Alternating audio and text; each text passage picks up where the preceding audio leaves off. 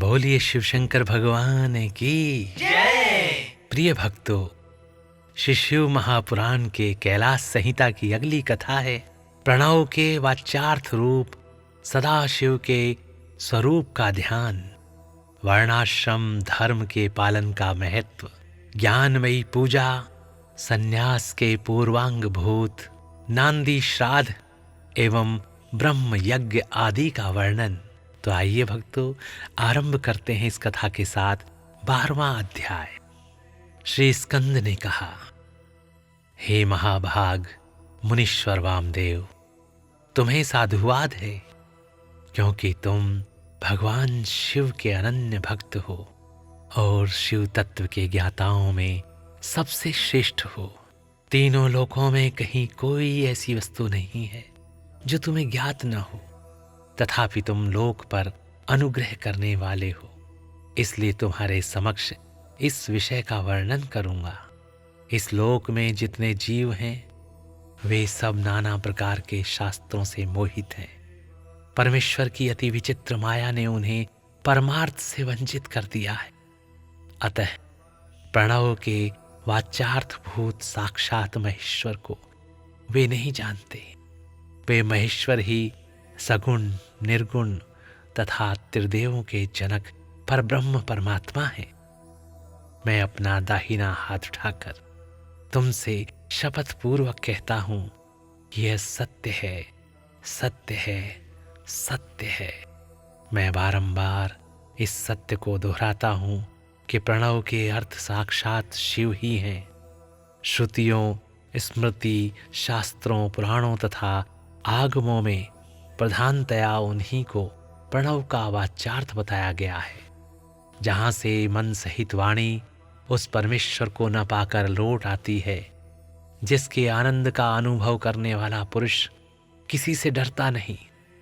ब्रह्मा, विष्णु तथा इंद्र सहित यह संपूर्ण जगत भूतों और इंद्रिय समुदाय के साथ सर्वप्रथम जिससे प्रकट होता है, जो परमात्मा स्वयं किसी से और कभी भी उत्पन्न नहीं होता, जिसके निकट विद्युत, सूर्य और चंद्रमा का प्रकाश काम नहीं देता, तथा जिसके प्रकाश से ही यह संपूर्ण जगत सब ओर से प्रकाशित होता है, वह परब्रह्म परमात्मा संपूर्ण ऐश्वर्य से संपन्न होने के कारण स्वयं ही सर्वेश्वर शिव नाम धारण करता है।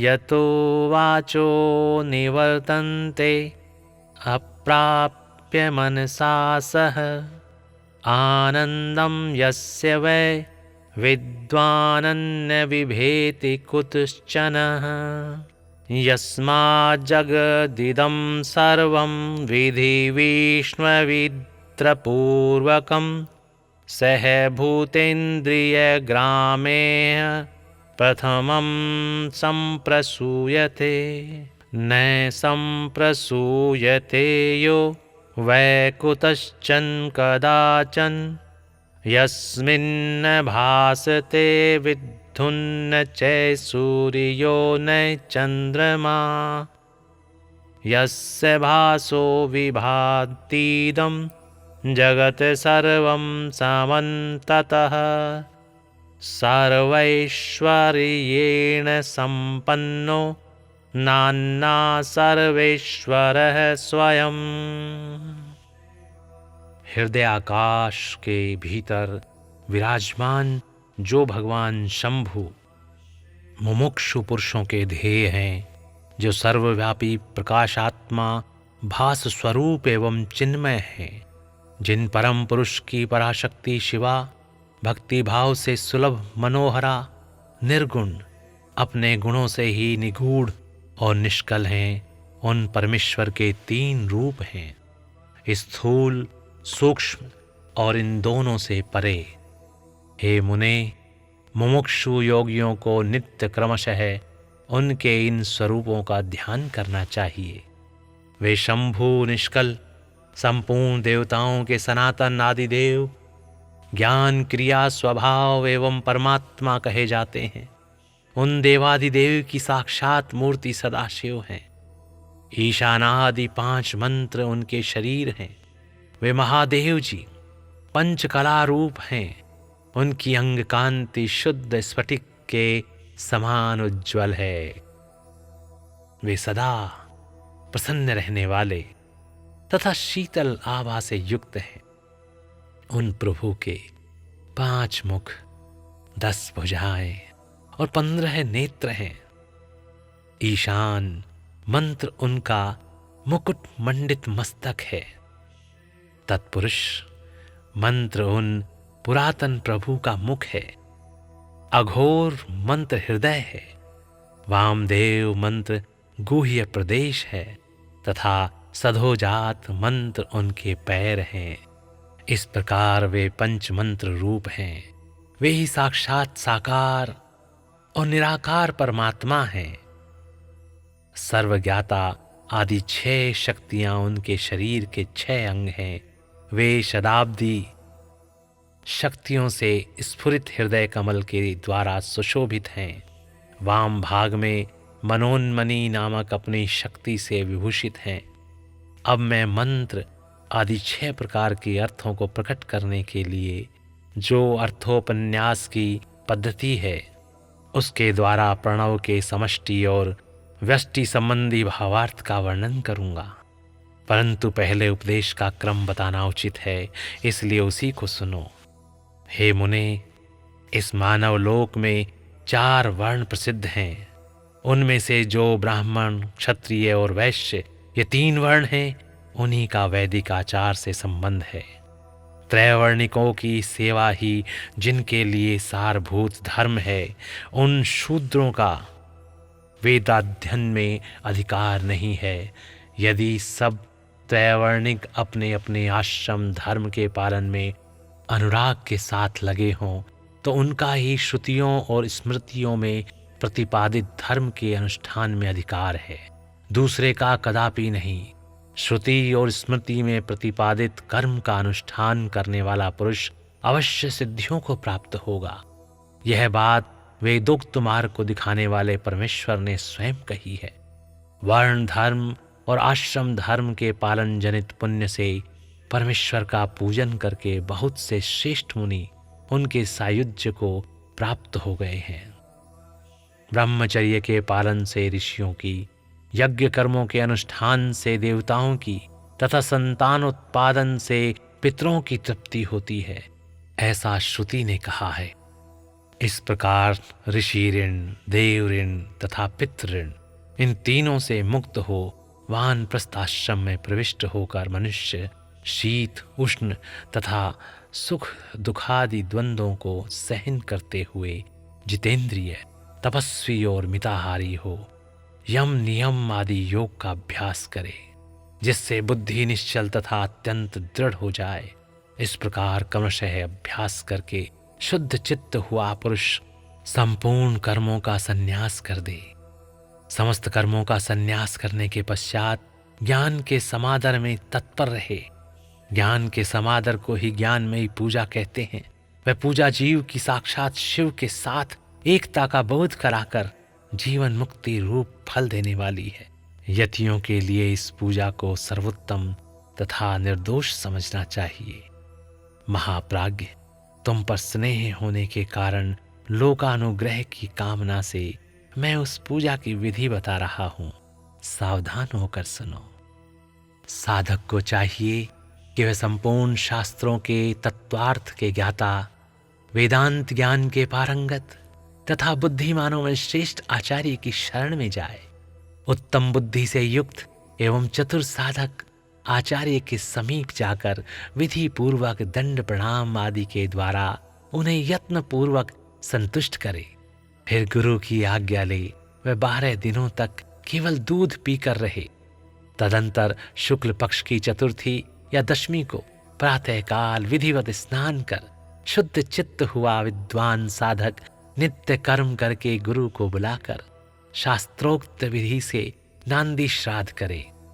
नांदी श्राद्ध में विश्व देवों की संज्ञा सत्य और वसु बताई गई है। प्रथम देव श्राद्ध में नांदी मुख देवता ब्रह्मा, विष्णु और महेश कहे गए हैं। दूसरे ऋषि श्राद्ध में उन्हें ब्रह्म ऋषि, देव ऋषि तथा राज ऋषि कहा गया है। तीसरे दिव्य श्राद्ध में उनकी वसु, रुद्र और आदित्य संज्ञा बताई गई है। चौथे मनुष्य श्राद्ध में सनक, सनंदन, सनातन और सनत कुमार आदि 4 मुनीश्वर ही नांदी मुख देवता हैं। 5वें भूत श्राद्ध में 5 महाभूत, नेत्र आदि 11 इंद्रिय समूह तथा जरायुज आदि चतुर्विध प्राणी समुदाय नांदी मुख माने गए हैं। छठे पितृ श्राद्ध में पिता, पितामह और प्रपितामह ये 3 नांदी मुख देवता हैं। 7वें मातृ श्राद्ध में माता, पितामही और प्रपितामही इन तीनों को नांदी मुख देवता बताया गया है तथा 8वें आत्म श्राद्ध में आत्मा, पिता, पितामह और प्रपितामह ये 4 नांदी मुख देवता कहे गए हैं। धर्म सिंधुकार आदि ने आत्म श्राद्ध में भी 3 ही नांदी मुख कहे हैं, आत्मा, पिता और पितामह। मातामहात्मक श्राद्ध में मातामह, प्रमातामह और वृद्ध प्रमातामह ये 3 नांदी मुख देवता सपत्नीक बताए गए हैं। प्रत्येक श्राद्ध में 2-2 ब्राह्मण करके जितने ब्राह्मण आवश्यक हों उनको आमंत्रित करें और स्वयं यत्न पूर्वक आचमन करके पवित्र हो उन ब्राह्मणों के पैर धोएं। उस समय इस प्रकार कहें, जो समस्त संपत्ति की प्राप्ति में कारण आई हुई आपत्ति के समूह को नष्ट करने के लिए धूमकेतु, अग्नि रूप तथा अपार संसार सागर से पार लगाने के लिए सेतु के समान हैं, वे ब्राह्मणों की चरण धूलियां मुझे पवित्र करें। जो आपत्ति रूपी घने अंधकार को दूर करने के लिए सूर्य, अभीष्ट अर्थ को देने के लिए कामधेनु तथा समस्त तीर्थों के जल से पवित्र मूर्तियां हैं, वे ब्राह्मणों की चरण धूलियां मेरी रक्षा करें। समस्त संपत् संवाप्ति हेतवः समुत्थितापत्कुल धूमकेतवः अपार संसार समुद्र सेतवः पुनन्तु माम ब्राह्मण पादरेणवः आपधनध्वान्त सहस्त्रभानवः समितार्थ अर्पण कामधेनवः समस्त तीर्थ अम्बु पवित्र मूर्तयो रक्षन्तु माम ब्राह्मण पाद पांसवः। ऐसा कह पृथ्वी पर दंड की भांति पड़कर साष्टांग प्रणाम करें। तत्पश्चात पूर्वाभिमुख बैठकर भगवान शंकर के युगल चरणार बिंदों का चिंतन करते हुए दृढ़ता पूर्वक आसन ग्रहण करें।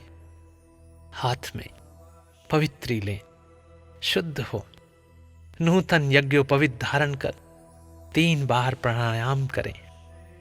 तदंतर तिथि आदि का स्मरण करके इस तरह संकल्प करें, मेरे सन्यास का अंग भूत जो पहले विश्व देव का पूजन, फिर देवादि अष्टविधि श्राद्ध तथा अंत में माता मह श्राद्ध है, उसे आप लोगों की आज्ञा लेकर मैं पार्वण की विधि से संपन्न करूंगा। ऐसा संकल्प करके आसन के लिए दक्षिण दिशा से आरंभ करके पूर्वोत्तर कुशों का त्याग करें। तत्पश्चात आचमन करके खड़ा हो वर्ण क्रम का आरंभ करें। अपने हाथ में पवित्री धारण करके 2 ब्राह्मणों के हाथों का स्पर्श करते हुए इस प्रकार कहें, विश्वदेवार्थं भवन्तो वृणे भवदभयाम नांदी श्राद्धे क्षणः प्रसादनीयः। अर्थात हम विश्वदेव श्राद्ध के लिए आप दोनों का वरण करते हैं। आप दोनों नांदी श्राद्ध में अपना समय देने की कृपा करें। इतना सभी श्राद्धों के ब्राह्मणों के लिए कहें। सर्वत्र ब्राह्मण वर्ण की विधि का यही क्रम है। इस प्रकार वर्ण का कार्य पूरा करके 10 मंडलों का निर्माण करें। उत्तर से आरंभ करके 10 मंडलों का अक्षत से पूजन करके उनमें क्रमशः ब्राह्मणों को स्थापित करें। फिर उनके चरणों पर भी अक्षत आदि चढ़ाएं। तदंतर संबोधन पूर्वक विश्वे देव आदि नामों का उच्चारण करें और कुश पुष्प अक्षत एवं जल से इदं वह पादम कहकर पाद निवेद करें। प्रथम मंडल में 2 विश्वे देवों के लिए, फिर 8 मंडलों में क्रमशः देवादि 8 श्राद्धों के अधिकारियों के लिए तथा 10वें मंडल में सपत्नीक मातामह आदि के लिए पाद अर्पण करने चाहिए। अर्पण वाक्य का प्रयोग इस प्रकार करें। ओम सत्यवसु संज्ञकां विश्वे देवां नान्दिमुखां भूर्भुवः स्वाहा इदं वह पादं पादावने जनं पाद प्रक्षालनं वृद्धि। ओम ब्रह्म विष्णु महेश्वराः नान्दिमुखाः भूर्भुवः स्वाहा इदं वह पादं पादावने जनं पाद प्रक्षालनं वृद्धि।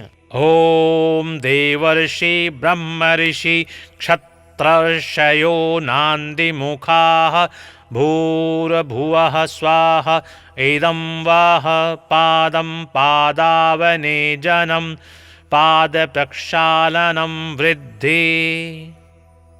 इस प्रकार अन्य श्राद्धों के लिए वाक्य की ऊहा कर लेनी चाहिए। इस प्रकार पाद देकर स्वयं भी अपना पैर धो लें और उत्तराभिमुख हो आचमन करके एक एक श्राद्ध के लिए जो 2-2 ब्राह्मण कल्पित हुए हैं उन सबको आसनों पर बैठाएं तथा यह कहें। विश्वे देव स्वरूपस्य ब्राह्मणस्य इदमासनम। विश्व देव स्वरूप ब्राह्मण के लिए यह आसन समर्पित है। यह कह कुशासन दे स्वयं भी हाथ में कुश लेकर आसन पर स्थित हो जाएं। इसके बाद कहें। अस्मिन्नान्दिमुख श्राद्धे विश्व देवार्थे भवद्भयां क्षणः क्रियताम्।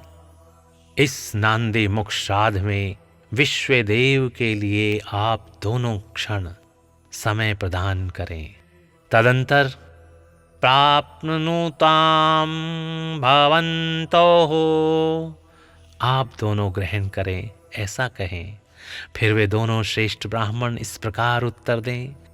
प्राप्नुयाव। हम दोनों ग्रहण करेंगे। इसके बाद यजमान उन श्रेष्ठ ब्राह्मणों से प्रार्थना करें। मेरे मनोरथ की पूर्ति हो, संकल्प की सिद्धि हो, इसके लिए आप अनुग्रह करें। तत्पश्चात पद्धति के अनुसार अर्घ्य दें।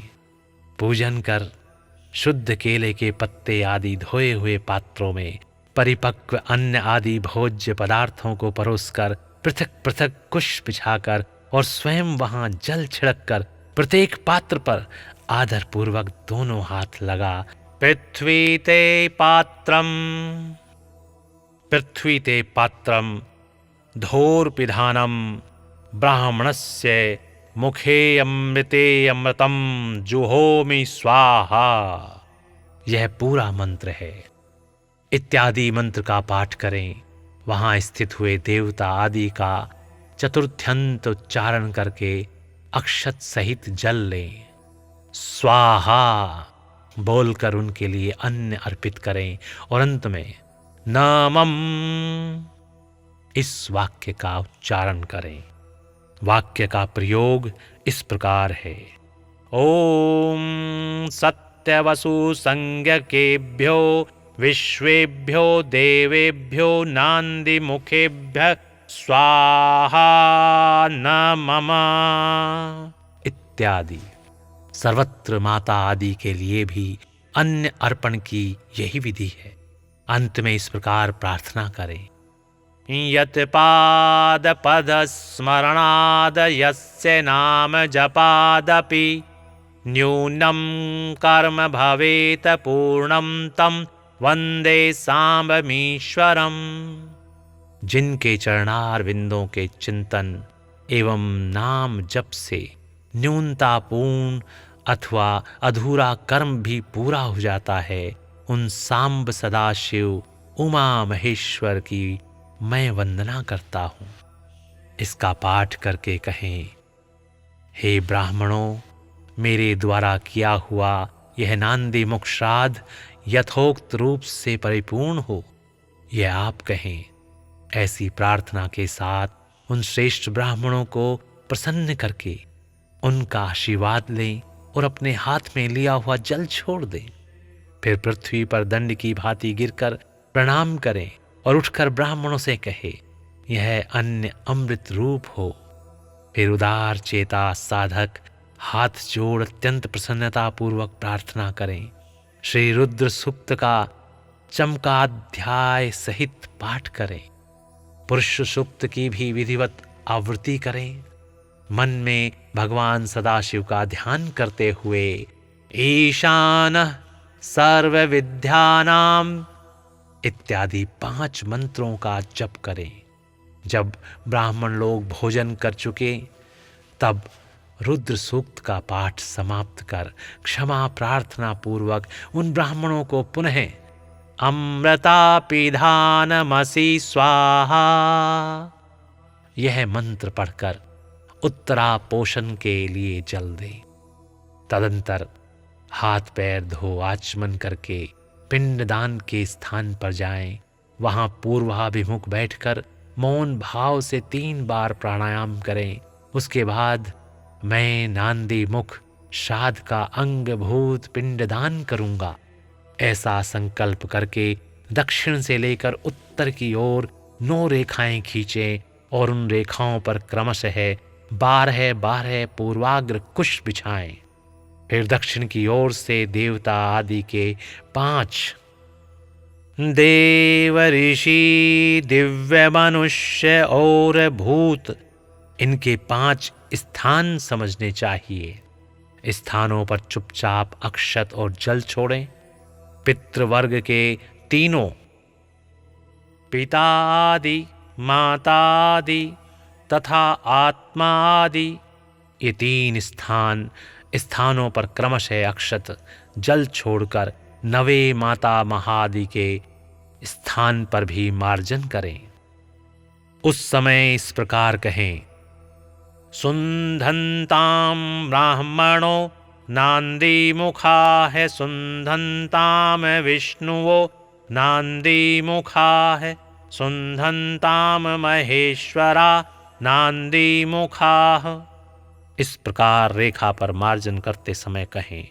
इस प्रकार अन्य रेखाओं पर भी कहता चलें।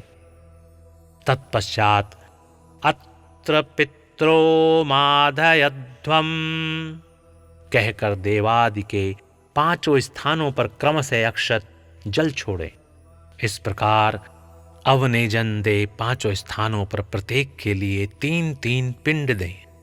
पिंडदान वाक्य इस प्रकार है, ब्रह्मणे नांदी मुखाय स्वाहा, विष्णवे नांदी मुखाय स्वाहा इत्यादि। धर्म सिंधुकार ने प्रत्येक देवता के लिए 2-2 पिंड का विधान किया है। अतः 9 स्थानों के 27 देवताओं के लिए 54 पिंड होंगे। इसी तरह शेष स्थानों पर भी करें। अपने ग्रह सूत्र में बताई हुई पद्धति के अनुसार सभी पिंड पृथक पृथक देने चाहिए। फिर पितरों के साद गुण्य के लिए जल अक्षत अर्पित करें। तत्पश्चात अपने हृदय कमल में सदा शिवदेव का ध्यान करें और पूर्वोक्त यत्पाद पद स्मरणात् इत्यादि श्लोक का पुनः पाठ करके ब्राह्मणों को नमस्कार पूर्वक यथाशक्ति दक्षिणा दे। फिर त्रुटियों के लिए क्षमा प्रार्थना करके देवता पितरों का विसर्जन करें। पिंडों का उत्सर्ग करके उन्हें गौओं को खाने के लिए दे दें अथवा जल में डाल दें। तत्पश्चात पुण्याह वाचन करके स्वजनों के साथ भोजन करें। दूसरे दिन प्रातःकाल उठकर शुद्ध बुद्धि वाला साधक उपवास पूर्वक व्रत रखे। कांच और उपस्थ के बालों को छोड़कर शेष सभी बाल मुंडवा दें, परंतु शिखा के 7-8 बाल अवश्य बचा ले। फिर स्नान करके धुले हुए वस्त्र पहनकर शुद्ध हो 2 बार आचमन करके मौन हो विधिवत भस्म धारण करें। पुण्याह वाचन करके उससे अपने आप का प्रोक्षण कर बाहर भीतर से शुद्ध हो होम द्रव्य और आचार्य की दक्षिणा के द्रव्य को छोड़कर शेष सभी द्रव्य महेश्वरार्पण बुद्धि से ब्राह्मणों और विशेषतः शिव भक्तों को बांट दें। तदंतर गुरु रूपधारी शिव के लिए वस्त्र आदि की दक्षिणा दे। पृथ्वी पर दंडवत प्रणाम करके डोरा, कौपीन, वस्त्र तथा दंड आदि जो धोकर पवित्र किए गए हों धारण करें। तदंतर होम द्रव्य और समिधा आदि लेकर समुद्र या नदी के तट पर, पर्वत पर, शिवालय में, वन में अथवा गौशाला में किसी उत्तम स्थान का विचार करके वहां बैठ जाएं और आचमन करके पहले मानसिक जप करें।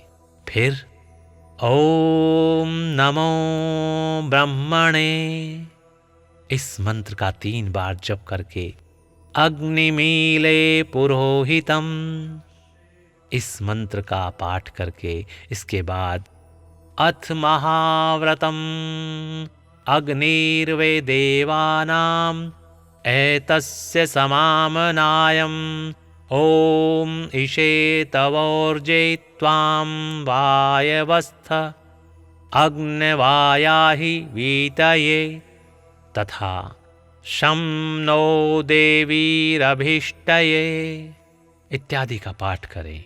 तत्पश्चात माया रासाता जाभ नालग 5 संवत्सरमयं समामनाय समामनात अथ शिक्षां प्रवक्ष्यामि वृद्धिरादैच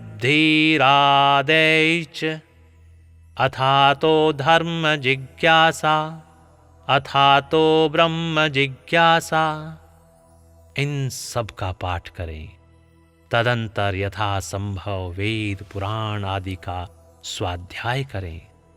इसके बाद ओम ब्रह्मणे नमः, ओम इंद्राय नमः, ओम सूर्याय नमः, ओम सोमाय नमः, ओम प्रजापतये नमः, ओम आत्मने नमः, ओम अंतरात्मने नमः, ओम ज्ञानात्मने नमः, ओम परमात्मने नमः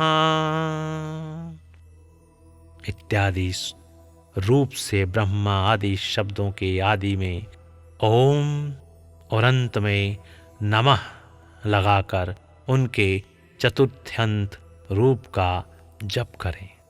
इसके बाद 3 मुट्ठी सत्तू लेकर प्रणव के उच्चारण पूर्वक 3 बार खाए और प्रणव से ही 2 बार आचमन करके नाभि का स्पर्श करें। उस समय आगे बताए जाने वाले शब्दों के आदि में प्रणव और अंत में नमः स्वाहा जोड़कर उनका उच्चारण करें। यथा इस प्रकार ओम आत्मने नमः स्वाहा, ओम अंतरात्मने नमः स्वाहा, ओम ज्ञानात्मने नमः स्वाहा, ओम परमात्मने नमः स्वाहा, ओम प्रजापतये नमः स्वाहा इति इस प्रकार। तदंतर पृथक पृथक प्रणव मंत्र से धर्म सिंधुकार ने इसके लिए 3 मंत्र लिखे हैं। प्रथम बार चाट कर कहें त्रिवृदसी, द्वितीय बार प्रवीदसी और तृतीय बार विवृदसी। ही दूध दही मिले हुए घी को अथवा केवल जल को 3 बार चाटकर पुनः 2 बार आचमन करें। इसके बाद मन को स्थिर करके सुस्थिर आसन पर पूर्वाभिमुख बैठकर शास्त्रोक्त विधि से 3 बार प्राणायाम करें। बोलिए शिव शंकर भगवान की जय। भक्तों, आनंद वाला प्रसंग था और इस प्रकार इस प्रसंग के साथ श्री शिव महापुराण के कैलाश संहिता की ये कथा और 12वां अध्याय यहाँ पर समाप्त होता है। तो प्रसन्नचित मन से बोलिए शिव शंकर भगवान की जय। ओम नमः शिवाय, ओम नमः शिवाय, ओम नमः शिवाय।